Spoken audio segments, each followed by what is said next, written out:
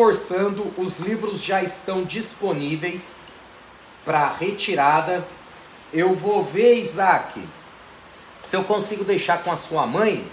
Aí você poderia receber o dos colegas aí do Areão para entregar para eles, por gentileza?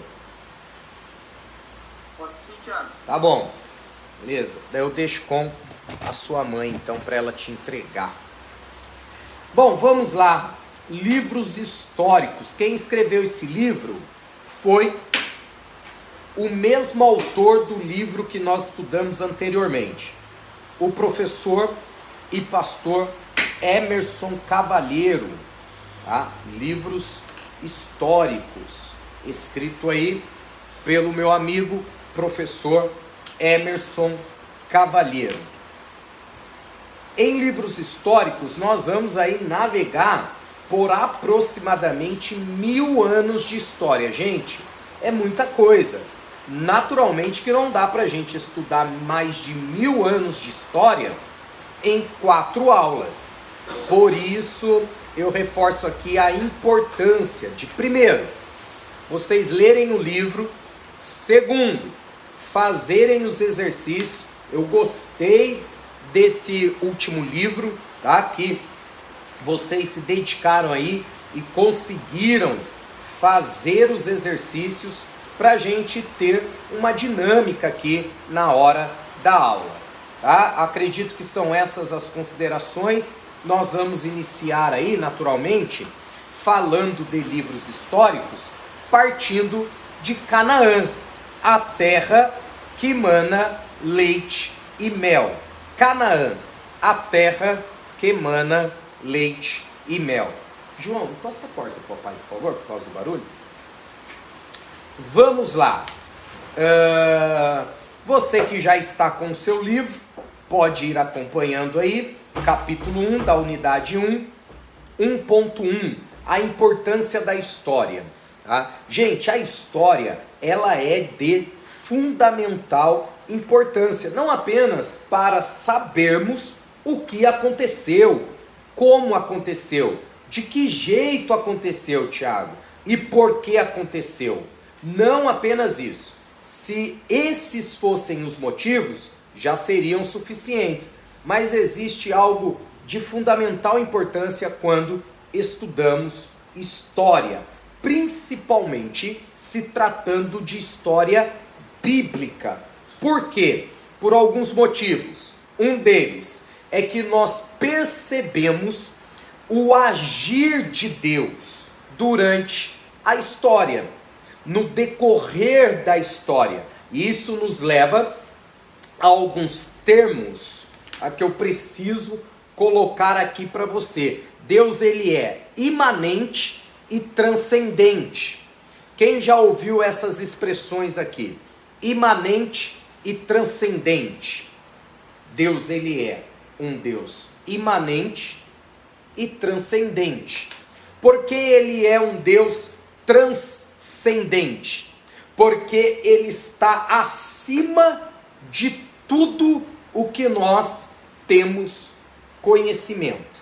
Ou seja, Deus transcende, Deus vai além, Deus é superior. Ele é criador de tudo e de todas as coisas. Portanto, irmão Marcos, quando eu digo que Deus é transcendente, eu estou dizendo, por ter sido Ele quem criou, Ele está acima da sua criação. Ele é criador e não criatura. Quando, no entanto, eu digo que Ele é imanente, eu estou dizendo que Ele age na história e dentro da história. Então perceba, Deus não apenas criou tudo e todas as coisas, que já seria algo fantástico, seria algo para a gente falar aqui por meses e meses sobre o Deus Criador. No entanto, além de criar, Ele é um Deus que está agindo dentro da história. Ele está atuando no decorrer da história. Em segundo lugar, nesse aspecto de imanência, do Deus imanente, significa dizer que Deus, ele não apenas está ativo dentro da história, mas também ele sustenta aquilo que ele criou. Então perceba a quantidade de informações, naturalmente, que eu estou trazendo aqui para vocês, informação que em muitos cursos por aí vocês nem sequer ouviriam, porque são assuntos que você aprende num curso superior, numa graduação, mas eu estou colocando aqui para vocês para dar essa noção mais ampla. Do que, professor Tiago? Da importância da história. Primeiro, porque a história, ela revela-nos como foi, de que jeito que foi e o porquê que foi. Em segundo lugar, nós percebemos Deus agindo dentro e no decorrer da história, como um Deus transcendente e como um Deus imanente. Como transcendente ele cria, como imanente ele sustenta a sua criação. Então Deus, diferente da ideia socrática, da ideia filosófica, de que ele criou, deu cordinha na sua criação e deixou o ser humano viver ao seu bel prazer, nós estamos aprendendo diferente disso. Estamos aprendendo que Deus criou, mas ele sustenta, ele ampara, ele trabalha dentro da sua criação. E no decorrer da história, isso fica muito claro. Como Deus agiu, como Deus operou, como Deus conduziu, como ele se manifestou no decorrer de toda a história. E estudar livros históricos é ver Deus agindo do começo ao fim desses mais de 1000 anos de histórias cobertas pelo livro histórico. Ok? Deu para entender, sim ou não? Vamos lá, maravilha? Vamos lá. Lembrando vocês que quando quiser perguntar é só abrir o áudio e perguntar, tá bom? Bom, a história em termos acadêmicos é uma disciplina ou área do conhecimento humano que trata de muitos assuntos. E estudando livros históricos não será diferente. Nós veremos os mais variados assuntos possíveis, tá? E nós vamos trazer à memória os principais fatos ocorridos. Como eu disse, é uma gama gigantesca de conteúdo que não tem como exaurir, não tem como nos aprofundarmos em tudo. Por isso, nós vamos aqui ver os grandes e relevantes temas e tentar trabalhá-los em aula. Eu preciso também colocar para vocês que foi no desenrolar desses acontecimentos históricos que envolveram a nação de Israel que a vontade de Deus e seus propósitos foram revelados. Então perceba um outro fator fundamental, irmão Marco, de se estudar a história. Porque quando nós estudamos a história, principalmente aqui a história bíblica, nós vemos os planos e os propósitos de Deus se revelando em relação à nação de Israel, o povo escolhido por ele próprio, que o texto sagrado os chama de propriedade exclusiva, nação santa, povo adquirido pelo próprio Eterno. Então é também fundamental estudar a história, porque nela nós vemos a vontade de Deus e seus propósitos em relação à nação de Israel. Tiago, é apenas algo relacionado à nação de Israel? É claro que não. Nós também vemos os propósitos e os planos de Deus sobre nós, sobre os homens e mulheres, sobre as famílias. Estudando livros históricos, nós também nos deparamos com os grandes propósitos de Deus em relação às nossas vidas. Nós veremos também muitos aspectos econômicos, sociais, como era a vida dos israelitas, como era a economia da época, né? Os tipos de personalidades que cobrem esse período, tá? Os mais conhecidos, Josué, nós vamos passar aí pelo livro de Juízes, tá? Com os juízes proeminentes, outros nem tanto, mas com histórias fantásticas também, com histórias marcantes. Vamos passar aí por um período um pouco sombrio na nação, mas que vale muito a pena estudá-lo. Continuando, tem uma pergunta, irmão Marco? Não? Tranquilo? Os livros históricos, continuando aqui, estão contidos na Bíblia e são encontrados logo após o capítulo 34 de Deuteronômio. Então termina o livro de Deuteronômio, já inicia os livros históricos, com o advento da morte de Moisés. Encerrando aí esse conjunto chamado de Pentateuco. Vamos lá, Pentateuco são os 5 primeiros livros da Bíblia. Quais são eles?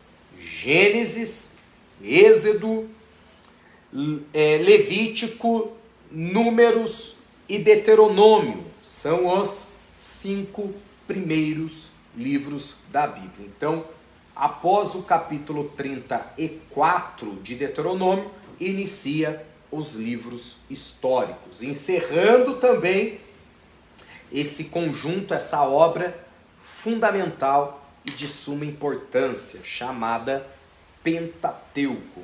A partir disso, os acontecimentos que se seguem são pertinentes à história de Israel, narrada, gente, em 12 livros. Tá? Então, esses 12 livros cobrem esse período de aproximadamente 1000 anos. Quais são os livros históricos? Vamos lá, bem devagar. Josué, Juízes, Ruth, primeiro e segundo livro de Samuel, primeiro e segundo livro de Reis, primeiro e segundo livro de Crônicas, Esdras, Neemias e Esther. Tá? São esses livros. Josué e Juízes, Ruth, 1ª e 2ª Samuel, 1ª e 2ª Reis, 1ª e 2ª Crônicas. Aí vem Esdras, Neemias e Esther. Ok? Muito bem. O que eu preciso colocar aqui para vocês? Eu preciso colocar a divisão original desses livros. E para isso a gente vai para a Bíblia hebraica. Tá bom? Então a Bíblia hebraica divide os livros históricos em 2 categorias. Bem devagar aqui, para a gente acompanhar. 2 categorias. Tá? Eles são divididos em 2 categorias. Quais são elas? Os chamados profetas anteriores. Quem são os livros catalogados na Bíblia hebraica, portanto original, como profetas anteriores? Vocês têm os livros de Josué e Juízes, 1ª e 2ª Samuel, 1ª e 2ª Reis. Portanto, esses livros, esses 6 livros, né, entre aspas, por que entre aspas, Tiago? Porque 1ª e 2ª Crônicas na Bíblia original não tem divisão. Então são 6, pegando como exemplo a nossa Bíblia. Deu para entender, sim ou não? Tá? Outra coisa, 1ª e 2ª Samuel, 1ª e 2ª Reis, são chamados literalmente de livros históricos. Como que um judeu anuncia 1 Samuel? Ele anuncia da seguinte maneira: primeiro livro histórico de Samuel. Ok? Ou o livro histórico de Samuel. Se nós outros, ocidentais, for anunciar esses livros da maneira correta, deveria ser do jeito que eu acabei de dizer a vocês. Primeiro livro histórico de Samuel. Segundo livro histórico de Samuel, capítulo 2, versículo 4. Dessa maneira. Livro de Reis, a mesma coisa. Primeiro livro histórico de Reis. Segundo livro histórico de Reis, capítulo 5, versículo 7, o que seja.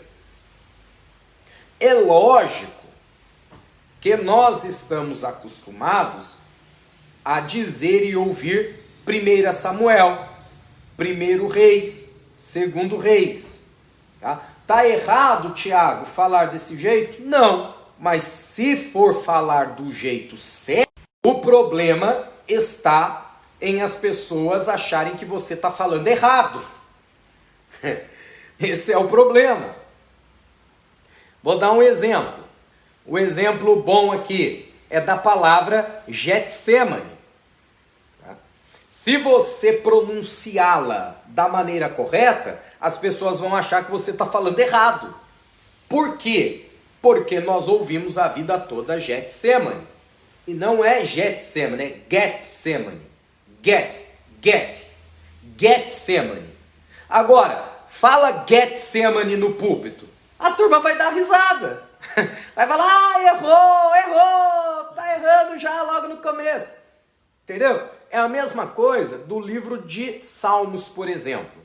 Alguém vai dizer, Salmos de número 23, Salmos de número 91. Aí vai dizer assim, Salmos não tem capítulo, porque é um livro poético, e poesia não tem capítulo. Tá certo? Tá ok. Dentro da estrutura do livro, tá correto. Por quê? Porque a estrutura dos livros poéticos são poesia, e poesia de fato não tem capítulo. Porém, quando você estuda a teologia num todo, a teologia diz que o maior capítulo da Bíblia é o Salmo 119. Então, se você disser números, tá certo. Se disser capítulo, tá certo também. Tá? Aí fica à vontade. Só que o que acontece? Se você, num púlpito, diz assim, irmãos, por favor, abra sua Bíblia no Salmo capítulo 23. Vai soar estranho. A pessoa vai achar que você está falando errado. Então, tem coisas que é melhor a gente evitar o estresse.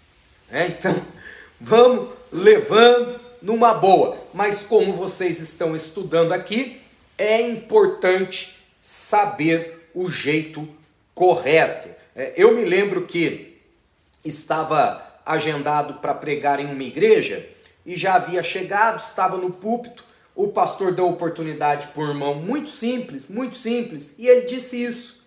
Irmãos, eu quero ler um versículo aqui nessa minha oportunidade, que eu gosto muito, é o Salmo 23. Abra, por favor, no capítulo 23 do livro de Salmos. Aí tinha um irmão lá no púlpito, deu risada. 50 anos na igreja, não sabe que Salmo não tem capítulo. Eu ia pregar no livro de Salmos, não pude deixar passar. Né? Falei igual o irmão. Abra a Bíblia no Salmo 46, capítulo 46. Só explicando aqui para os irmãos, quando você estuda a estrutura do livro é números, mas quando você estuda Salmos dentro da teologia ampla, o maior capítulo da Bíblia é o Salmo 119. Então, se você disser número, tá certo. Se disser capítulo dentro da ideia geral, não tá errado também. Dito isso, o que eu quero dizer com esses exemplos?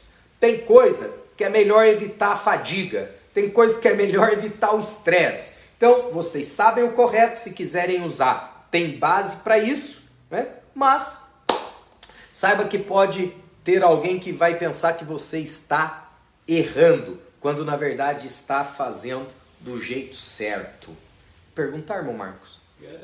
Quando eu me dirijo aos outros livros, Esther, Esdras, Neemias, também devo falar livro histórico? Não, posso compartilhar aqui? O irmão Marcos fez uma pergunta aqui muito interessante. Ele perguntou quando se dirige em relação aos outros livros, né, como Ruth, Juízes, Esdras, Neemias, Esther, também tem que se referir a eles como livro histórico de Esther? Não necessariamente. Pode citar ou anunciar diretamente o livro. Livro de Esther, livro de Neemias, tranquilamente, tá? Vamos lá.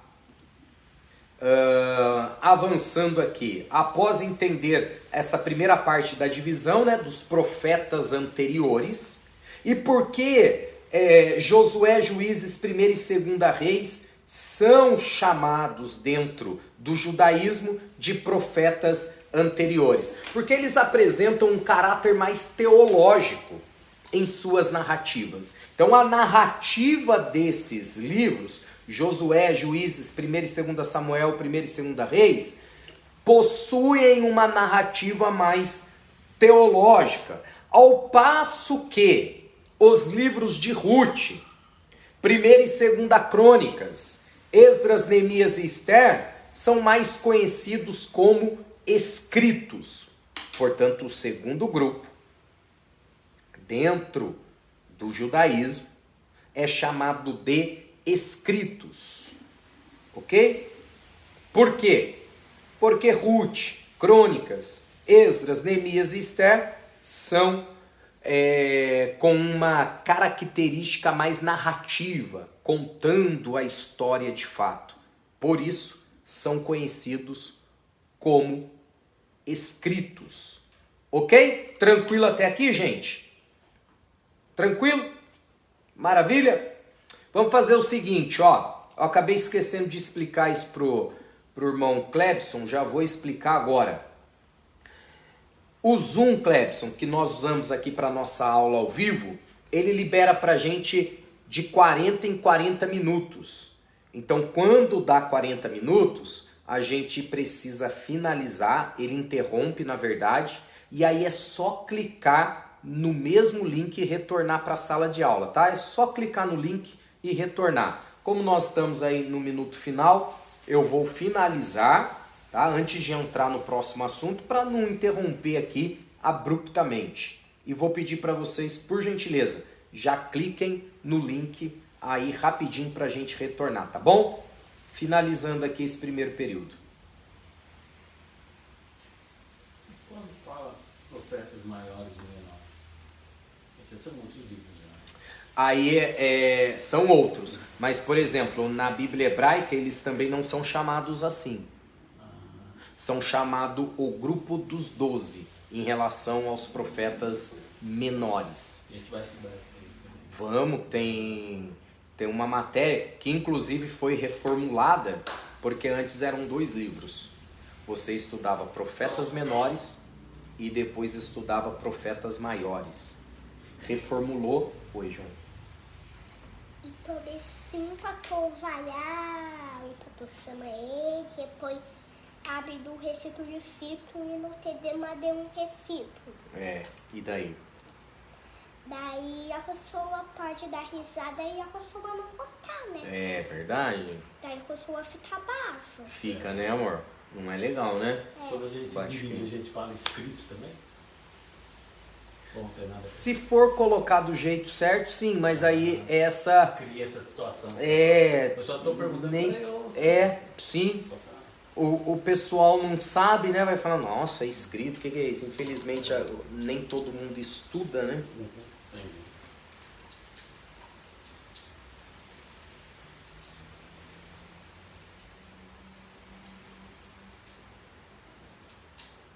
Tem pregador que... tipo assim, como tá iniciando a fala dele, ele dá essa explicação que eu dei para vocês, né?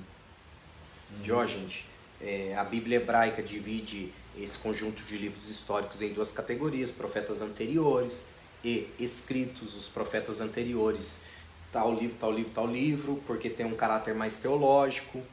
Daí dá essa explicaçãozinha. Aí ok, mas se citar assim só e não explicar, o pessoal vai achar que tá falando errado. Vamos lá, só aguardando o pessoal ativar o áudio aí, a gente já começa aqui.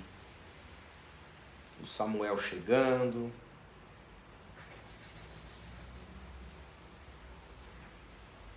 O que você gosta mais de brincar?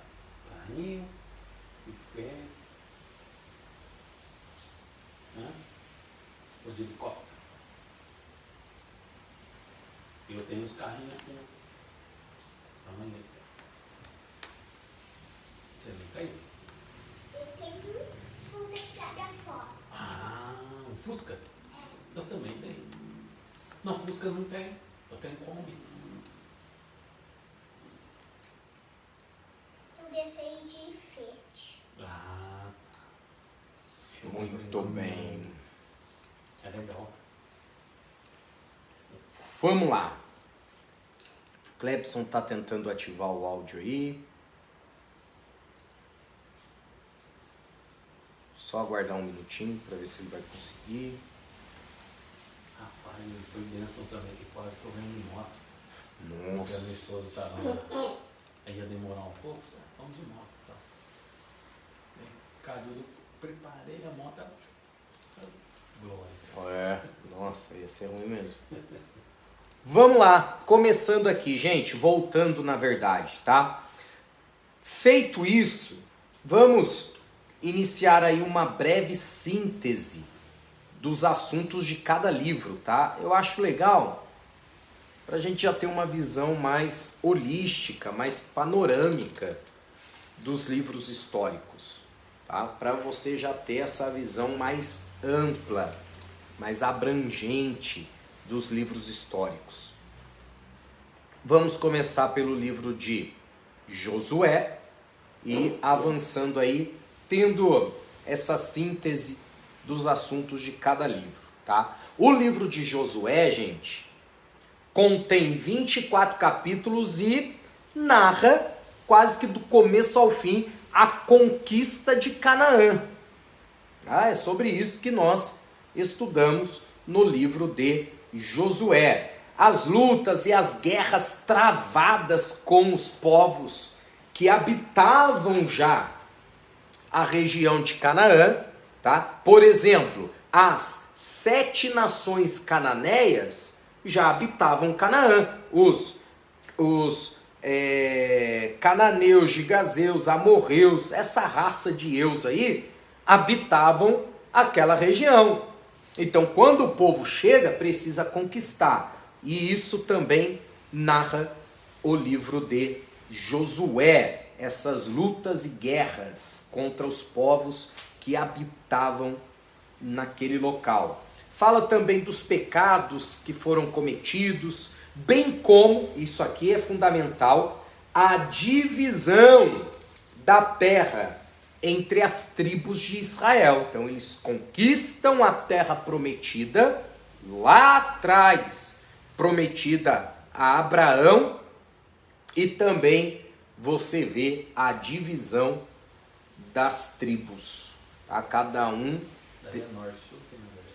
Sim, aí o livro de Josué encerra falando da morte de Josué. Aliás, encerra falando da morte de Josué, aquele que foi o sucessor do grande líder da nação, chamado Moisés. Tá? O irmão Marco perguntou aqui sobre a divisão entre Reino Norte e Reino Sul. Isso está dentro dos livros históricos, só que um pouco lá para frente, com Salomão. Então, após o reinado de Davi, Salomão assume e o reino é dividido entre Reino Norte e Reino Sul. Ok? Vamos avançando aí. Livro de Juízes, tá? Juízes é o livro que apresenta os homens e mulheres que foram levantados por Deus para salvar a nação de Israel daquela opressão dos inimigos e dos povos vizinhos. Em decorrência, gente, isso aqui é fundamental a gente pontuar, em decorrência dos próprios pecados da nação. A nação se afastava de Deus, Deus a entregava na mão dos inimigos. A nação se afastava de Deus, se esquecia dele, ele permitia que um inimigo se levantasse e levasse cativo a nação. Quando a nação se arrependia e clamava por misericórdia, Deus levantava um juiz, Deus levantava um homem, Deus levantava uma mulher para ser o libertador da nação.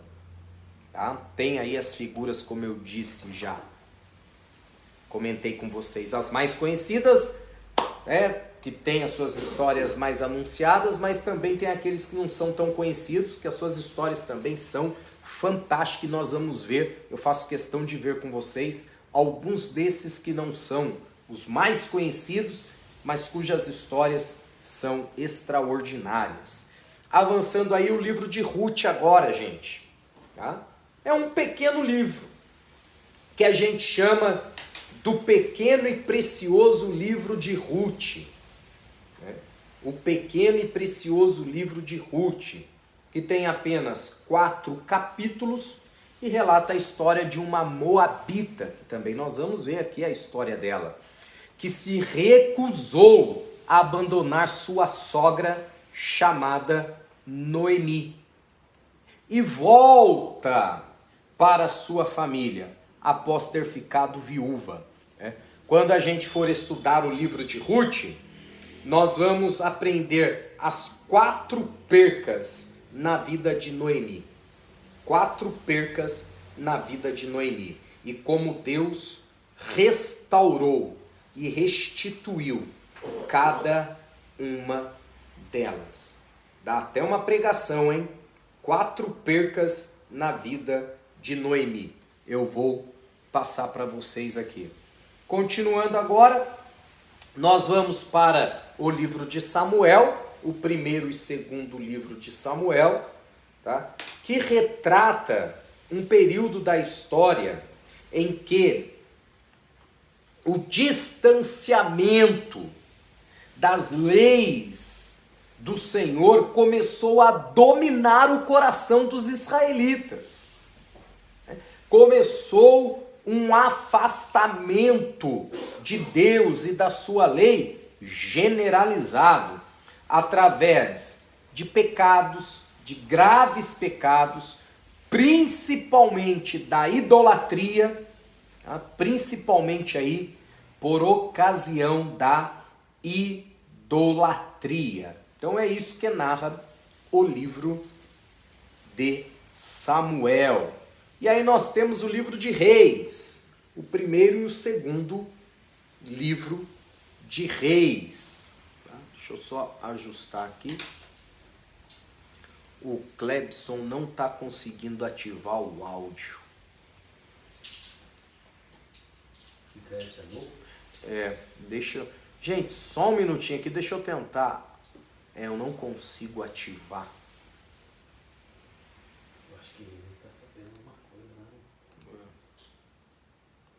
Vamos lá. Vamos avançando aqui. Então, os livros de Reis, os livros de Reis, aí o primeiro e o segundo livro, relatam os grandes acontecimentos que envolveram os reis de Israel. Simples assim. Tá? São os relatos grandiosos dos reis de Israel e aquilo que envolveu toda a história desses reis. A começar por qual rei, gente? Quem lembra aí? Me ajuda aí. Por qual rei? Davi, não.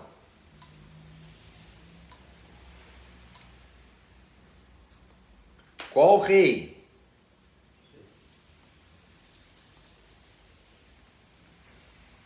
Eu não entendi a pergunta, desculpa. O livro de Reis traz o relato dos grandes acontecimentos que envolveram os reis de Israel.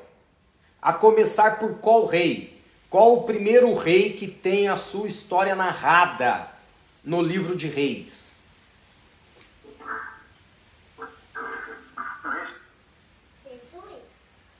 Não. Ó, isso aqui é pergunta, gente, que se cair na prova, tá, muita gente erra. Por quê? Porque a pergunta não foi qual o primeiro rei de Israel. A pergunta foi qual o primeiro rei tem a sua história narrada no livro de Reis. O livro de Reis começa narrando a história do rei Salomão. Porque quando a gente ouve assim, o primeiro rei é Saul. O primeiro rei, alguém vai lembrar de Davi. Mas no livro de Reis, o primeiro rei a ter a sua história contada é Salomão. Né? Primeiro Reis apresenta os detalhes da construção do templo e de todo o processo de divisão do reino. Passando aí, como eu comentei agorinha, a existir reino norte e reino sul. Tá? Deu para entender sim ou não? Maravilha! Vamos lá, livro de Crônicas. O primeiro e o segundo livro de Crônicas formavam uma única obra. Também, como eu já disse a vocês, não tinha divisão de primeira e segunda Crônicas. Formava uma única obra. Tá? A tradição apresenta Esdras, o sacerdote, como tendo sido o possível escritor, ou, prestem atenção, aquele que compilou, aquele que juntou as histórias de todo o material, próximo ali aos dias finais do exílio de Judá na Babilônia. Tá? Então, ali no cativeiro babilônico, no período final ali de um total de 70 anos, foi ou escrito por Esdras ou compilado por ele, o livro de Crônicas. Compilado, né? Juntado as informações. Vamos lá? Continuando aqui. Só um segundinho, gente, que eu vou precisar colocar o celular para carregar, senão eu vou perder a gravação aqui no Facebook. Só um segundo, por gentileza. João, procura para o papai, por favor, o carregador do celular. Por favor.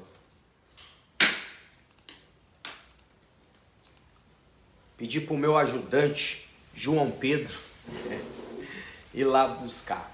Vamos lá, livro de Esdras e Neemias. Tá? Livro de Esdras e Neemias. Esdras e Neemias são dois homens levantados por Deus para fazer o que, gente? Para fazer o que?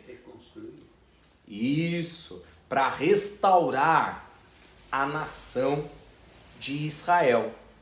Tá? Então, o propósito, a missão desses dois homens foi restaurar a nação de Israel. Depois que ela foi devastada, destruída, arruinada pela Babilônia. Através de quem? Quem lembra? Neemias edificou o muro. Isso. E essa? Traz o avivamento. Junta o povo. É depois. Isso. Traz o grande avivamento. Através de Nabucodonosor, tá? Através de Nabucodonosor. Vamos lá. O avivamento? Isso. Ele pega os pergaminhos e começa a lê-los. Tá. e traz Você está falando, eu vou lembrar. esse avivamento para a nação. Por que Nabucodonosor você citou aí? Nabucodonosor foi quem protagonizou a invasão de Jerusalém. Era o líder da Babilônia. Maravilha, vamos lá. Avançando aqui agora, caminhando para o final, nós temos o livro de Esther. Tá?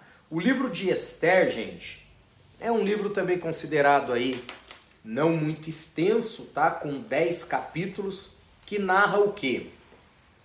De maneira bem clara, a narrativa do livro de Esther é sobre a salvação e o livramento do povo de Israel.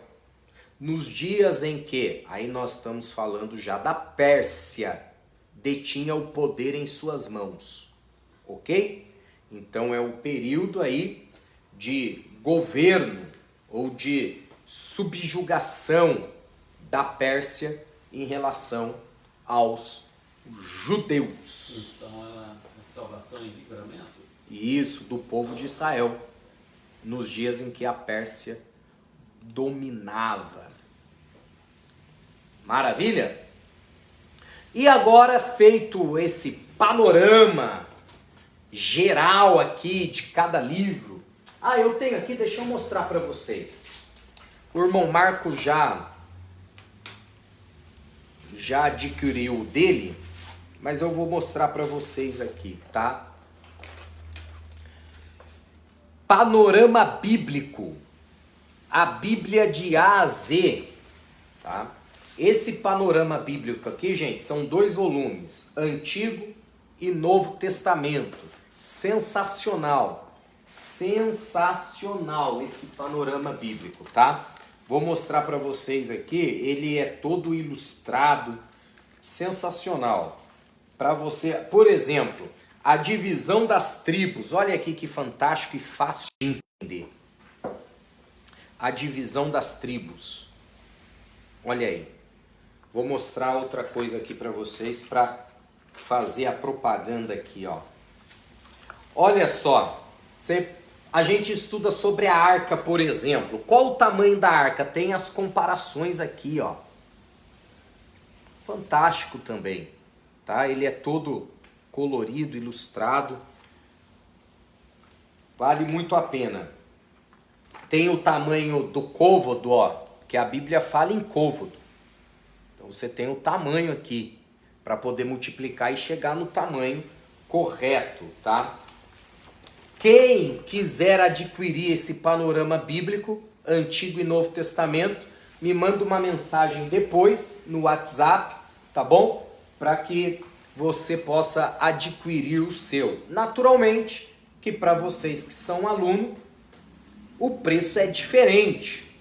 E para a melhor turma de quinta-feira, o preço é melhor ainda. Preço. Sem comentário. Sem comentário. Sem comentário. Vamos lá. Josué, capítulo 2, gente. Capítulo 2, livro de Josué. Eu tô vendo aí que tá o Henrique, o Isaac no Facebook, acompanhem aí. Vamos lá. Capítulo 2, Josué. Novo tempo e novos desafios. Novo tempo e novos desafios. Deixa eu começar dizendo uma coisa para vocês. O novo assusta. O novo impressiona. O novo pode até paralisar, porque nós estamos instruídos a viver naquilo que nos traz conforto. Eu não estou falando apenas de conforto físico, mas uma estabilidade emocional, espiritual. Por isso que o novo assusta. Porém, é no novo que você descobre aquilo que Deus tem reservado para você. É no novo que você vê quão grande são os planos e propósitos de Deus para a sua vida.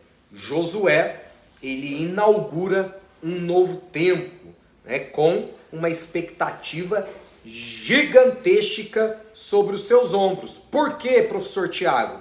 Porque Josué foi o sucessor de nada mais, nada menos que Moisés. Gente do céu, eu não consigo sequer imaginar quão desafiador foi para Josué exercer a sua liderança e desenvolvê-la, sucedendo o grande vulto da nação de Israel, chamado Moisés. É um desafio grande, né? A régua estava lá em cima e Josué, ele foi levantado por Deus, e a gente percebe essa característica, né? Que por maior que seja o desafio, quando Deus é quem levanta, quando é Deus que está no controle, quando é Ele que levantou a pessoa, as coisas acontecem, dão certo e continua o progresso e avançando. Tá? Então não tenha medo do novo. Vamos aqui ver quem foi Josué, o sucessor de Moisés. Bom, ele nasceu na nação egípcia. Josué nasce na nação egípcia. Era filho de Num. Seu pai era Num, oriundo da prole de Elisama, melhor dizendo, Elisama. Quem era Elisama, irmão Marco? Um príncipe da tribo de Efraim.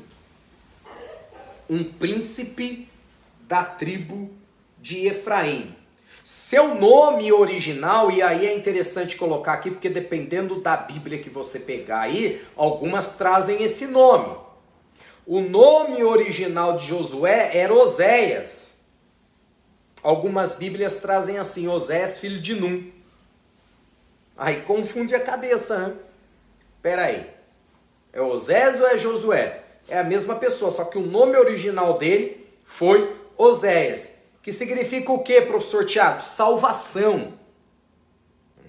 Porém, Moisés troca o nome para Josué. Que Josué, gente, é um termo hebraico chamado Yeshua ou Joshua. Joshua, que amplia a ideia. Porque Joshua significa Yahvé é salvação. Qual é a ideia de Moisés? Ampliar a ideia, tá?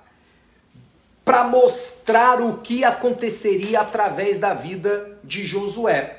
Porque, se vocês não sabem, presta atenção, por favor, na nação judaica não se coloca nome na criança simplesmente porque está na moda, porque é bonito, porque é legal, porque os pais são fãs do cantor tal. É engraçado, a gente não tem nada contra, pelo amor de Deus, me entendam bem, eu não tenho nada contra, eu só estou mostrando para vocês que na nação judaica não acontece assim. Não coloca nome por um acaso, não coloca nome por esses tipos de referência, se coloca como algo profético que indica o que vai acontecer através daquela criança, daquela pessoa, daquele homem ou daquela mulher. Eu estava dizendo a vocês que eu achei interessante, nós fomos fazer uma visita, e aí chegamos, o casal apresentando os filhos, aí apresentou, esse aqui é o Thales. Aí eu falei assim, nossa, bonito seu nome, igual do cantor. Aí ele falou, minha mãe colocou por causa dele mesmo.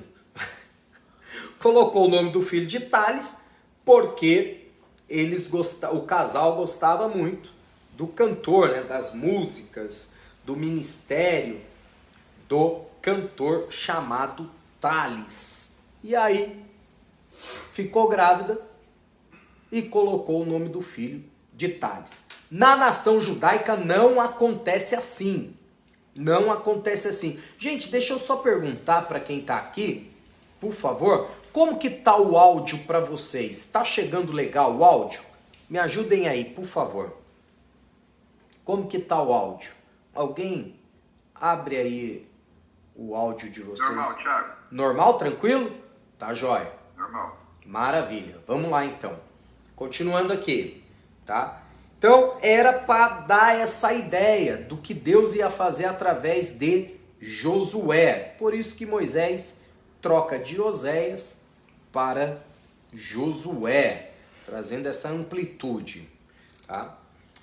Também Josué ele teve a responsabilidade, logo de cara, de conduzir o povo à travessia do Jordão e em seguida tomar posse da terra. Também, como nós já dissemos, fazer a divisão em territórios, tá? Territórios tribais que nós chamamos. Toda essa responsabilidade estava sobre Josué. Tá? Por isso, eu não tenho dúvidas que Josué era um grande líder. Josué deveria ter sido um grande líder. Do contrário, não teria conseguido realizar e fazer o que ele realizou e fez. Tá? Principalmente, e aqui eu quero pontuar com vocês, tudo indica que Josué era um grande líder militar, gente. Tá? No âmbito militar, Josué foi muito bom, tá bom? Porém, o que eu citei para vocês aqui agora foram características físicas, aptidões físicas, mas tem algo, irmão Marco, fundamental na vida de Josué. Além dessa capacidade de liderança, essa capacidade militar que ele tinha, principalmente, Josué foi alguém que viveu uma vida temente a Deus. Josué foi alguém que guardou os preceitos do Senhor, a lei de Deus, tá? De tal forma que ele representava o povo diante do sacerdote Eleazar. Quem representava o povo perante o sacerdote era Josué. Tá? Isso mostra a vida espiritual de Josué. Estava em dia a vida espiritual. Por isso é importante colocar aqui nessa reflexão que se Deus tem algo grande na sua vida, né, e as suas habilidades e aptidões são fundamentais para isso, mas não pode deixar de estar associada a uma vida com Deus, a uma vida de temor, a uma vida diante de Deus com um relacionamento com Ele. Tá? A gente aprende isso com Josué. Continuando aqui, avançando, todavia convém aqui nesse momento ressaltar que o sucesso de Josué estava intimamente ligada à obediência à lei de Deus. Josué era alguém capaz? Sim. Josué tinha habilidades? Sim. Josué era bom militarmente falando? Era. Josué sabia liderar? Sabia. Josué era resiliente? Era. Mas, sobretudo, o sucesso de Josué está ligado à capacidade que ele teve de obedecer à lei de Deus. Vamos ler um texto? Josué capítulo 1, versículos 7 e 8. Josué capítulo 1, versículos 7 e 8. Quem lê? Por favor. Josué capítulo 1, versículos 7 e 8.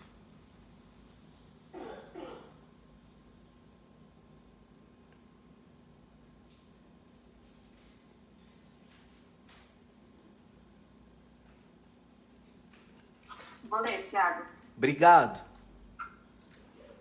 É importante que você seja forte e valente e que tenha o cuidado de obedecer a todas as leis que Moisés ordenou. Se você quer ter sucesso em tudo o que vai fazer, seja obediente a todos os pontos da lei, que meu servo Moisés passou para você, sem se desviar para a direita nem para a esquerda. Não se cansa de lembrar ao povo das leis deste livro, e você mesmo trate de meditar nelas todos os dias e todas as noites, para ter certeza de que está sendo obediente em tudo o que nele está escrito. Só assim você prosperará e terá sucesso.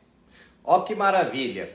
A tradução da irmã Neilane já traz explicadinho, né? Até melhor para entender o que nós estamos falando aqui, tá?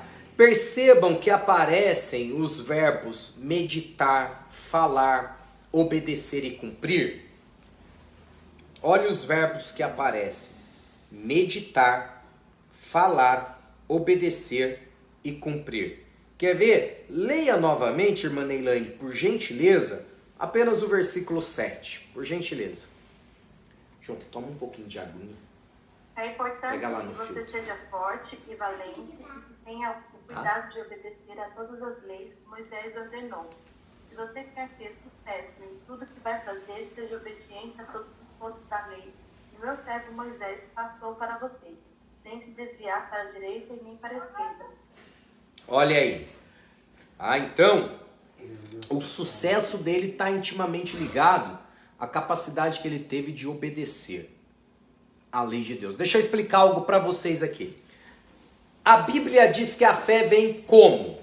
Pelo ouvir, e ouvir o que, gente? E ouvir o que? E aí, irmão Marco? A fé vem pelo ouvir e ouvir o quê? Quem lembra? E ouvir a palavra. A fé vem pelo ouvir e ouvir a palavra. Muitas pessoas acham que esse ouvir é escutar. Não é. Não é. Não é apenas escutar. Ah, eu tô no culto, escutei a pregação. Tá gerando fé em mim? Não necessariamente. Não é isso que o texto está dizendo. Ah, eu ouvi uma pregação no YouTube, gerou fé em mim? Se você apenas escutou, não é isso que o texto está dizendo. Quando o texto diz a fé vem pelo ouvir e ouvir a palavra, a ideia de ouvir não é escutar, e sim obedecer. Então a fé vem quando você obedece a palavra de Deus. O obedecer gera fé. O obedecer produz fé. O obedecer gera em nós fé. Tá? Existe o termo aí que aparece nesses dois versículos que é meditar. Medita na lei do Senhor. Durante o culto. É isso que diz? Quando você estiver no culto, medita na lei. É isso que diz? Tá aí, ó. Josué, medita na minha lei. Nos finais de semana. Que dia de semana você está muito ocupado, trabalha muito. É isso que diz? Ou diz, medita na minha lei na parte da manhã. Aí à tarde você faz suas coisas. Você faz outras coisas. É isso que diz, gente? E aí? O que que diz? Quem me ajuda aí? Dia e noite, sempre. Aí, o irmão Marco está falando aqui. Medita na minha lei de dia e de noite. Sabe o que é meditar, gente? Meditar no judaísmo é decorar. Sabe o que Deus estava falando para Josué? Decore. Saiba de cor e salteado a minha lei. Leia ela até você memorizar. Leia ela até você ter toda ela na sua mente e no seu coração. Decore. E eu já disse a vocês aqui que no judaísmo tem um ritual chamado de Bar Mitzvah. Bar Mitzvah é quando pela primeira vez em público a criança judia lê um texto da lei em público. É o cerimonial, o ritual chamado de Bar Mitzvah. Quando eles, pela primeira vez, lê um trecho da Torá em público. Com o menino, isso acontece aos 13 anos e com a menina aos 12. eles leem pela primeira vez em público um texto da Torá. Só que quando eles fazem isso, eles já decoraram a Torá toda.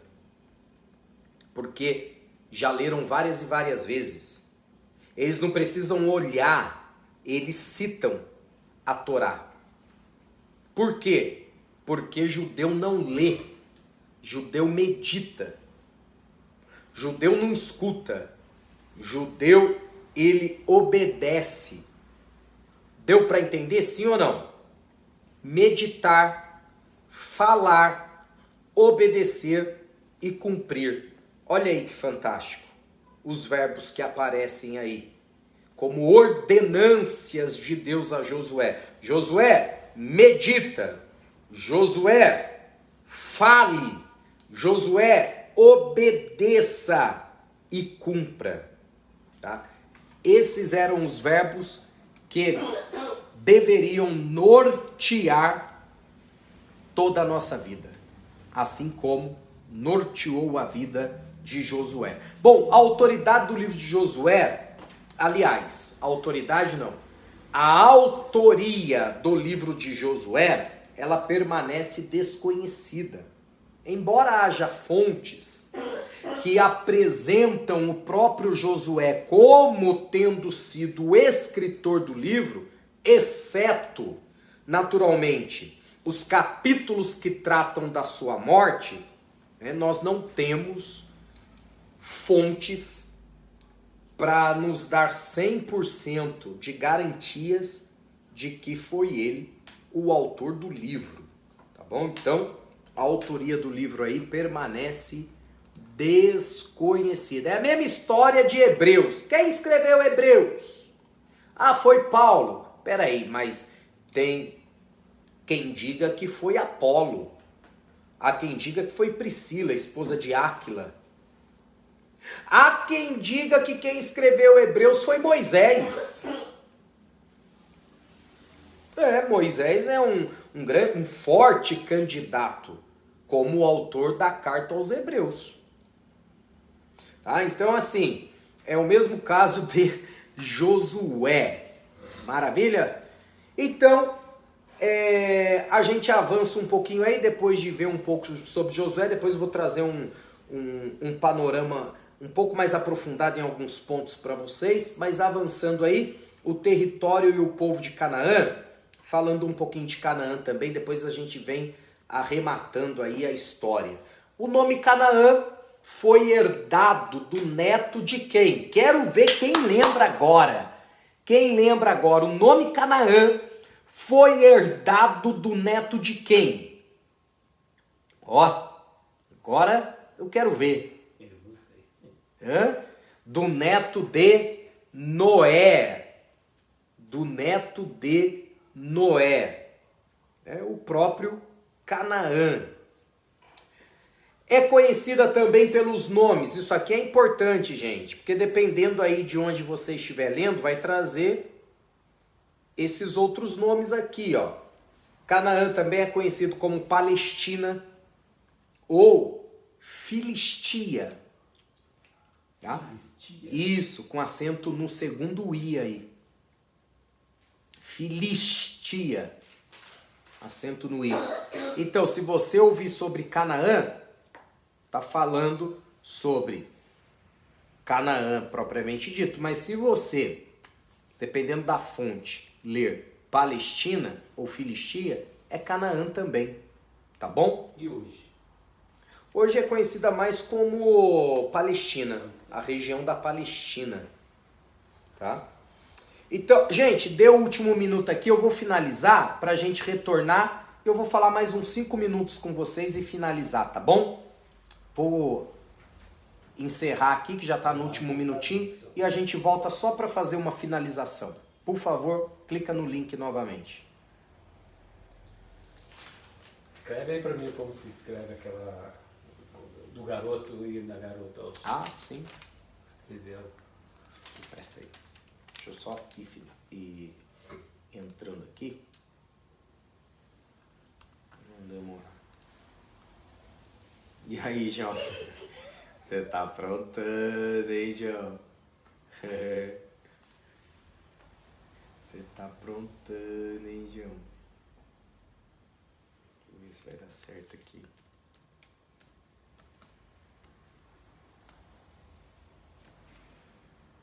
Ô, irmão. Ô, irmão Marco, quase que eu caio da cadeira aqui, irmão Marco. Vocês estão tramando junto, né?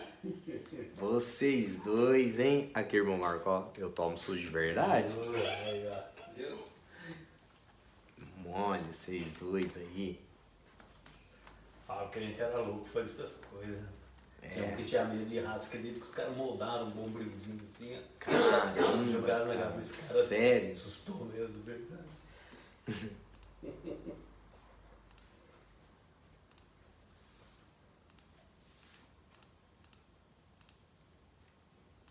Deixa eu escrever pra você aqui. Na onde você quer que escreva aqui?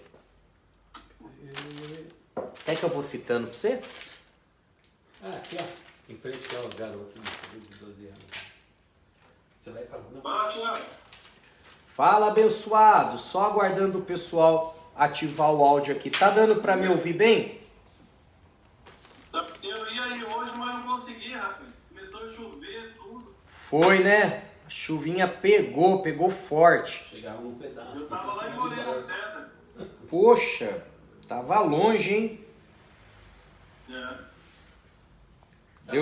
Deu pra pegar agora. Ah, cheguei agora. Poxa. Depois fica salvo lá no Facebook, tá? Isso. Vamos lá. Bom, acho que o áudio de todos aqui tá ativado. Vamos lá, só para fazer o fechamento aqui mesmo, tá? A extensão do território de Canaã, ela é pequena, gente. É uma terra muito pequena. Tanto que, se forem dividir Jerusalém, né, mal um avião consegue pousar lá. Não tem espaço nem para o avião pousar, se for dividir como eles querem. Né? De tão pequeno que é. Aí, se você fala, propriamente dito, da região aqui de Canaã, não é uma região grande. Não é um território gigante, tá? Ela é pequena, cerca aí de 200 quilômetros, uns dizem 240 quilômetros. Ela vai de Dan a Betseba, tá? Dan no norte, Betseba sul. Então, não é tão grande assim, tá? Mas Canaã, ela era cobiçada porque estava entre grandes países, como por exemplo o Egito. Tá? A região ali da Mesopotâmia. Qual era o grande valor de Canaã? Ela estava entre os grandes impérios. Então era uma rota estratégica. Por isso que os povos queriam dominar Canaã. Né? Porque ela estava estrategicamente entre os grandes impérios. Como eu disse, o Egito, né? Que foi o berço. Se a gente falar aqui do Egito, nós estamos falando do berço da civilização. Tá? Ali da região da Mesopotâmia. Em geografia bíblica nós estudamos bastante essa região. Então, quando Josué chegou para conquistar a terra, os moradores que lá já estavam, que eram os chamados heteus, girgazeus, amorreus, cananeus, qual mais? Os fariseus, os aveus e o mais conhecido, os jebuseus. Deus havia dado ordem para que todos fossem exterminados. Gente, essa foi a ordem de Deus. Josué, conquista a terra e mata todo mundo. Por que Deus deu essa ordem? Porque eram ímpios, praticantes de imoralidade. E também como preservação, porque o povo, eu não tinha visto aqui no Facebook, quando eu perguntei, o Isaac respondeu aqui no Facebook, Noé, não tinha visto aqui no Facebook, parabéns aí pro Isaac, tá? Então, gente, Deus manda exterminar, por quê? Porque Deus, quando levanta o seu povo, o levanta para influenciar as outras nações. Só que o que acontecia na maioria das vezes? O povo de Deus era influenciado. Ao invés de influenciar, eram influenciados. E aí Deus levanta Josué. Josué conquista a terra. Só que o seguinte, chega lá e vai ter que matar todo mundo. Até por uma questão de preservação do povo, que era facilmente influenciado. Gente, eu vou pausar por aqui alguns minutinhos aí para as 21 horas, porque na próxima aula eu vou começar aqui com a conquista de Canaã, propriamente dito, e depois vou trazer uma mensagem para vocês aqui sobre a conquista de Canaã, tá bom? E aí para vocês que pregam, gostam de dar estudo, vai ser bem valioso, bem relevante, tá joia? Deus abençoe aqui a todos vocês. Fabiano que chegou aí já no finalzinho, o Juninho com a Gabi, o irmão José com a irmã Thaisa, enfim, todos vocês, forte abraço, até semana que vem, querendo Deus, nós estaremos juntos aí. Olha o que eles ficam fazendo comigo aqui, ó. Eu tô dando aula e olha aqui, eles ficam me assustando aqui, ó. Caranha aqui, ó. É mole. Fala sério, né? Tô dando aula aqui e tomando susto. Boa noite, José. Fica na paz, tá bom, gente? Vou finalizar aqui. Deus abençoe. Boa semana aí. Bom finalzinho de semana. Finalizando aqui no Face também. Olha aí. Aí o João aí. Mostra, João, pro pessoal no Facebook. Ai, aranha, que medo! Deus abençoe, gente. Um abraço, tá? Fiquem com Deus também. Vou finalizar aqui.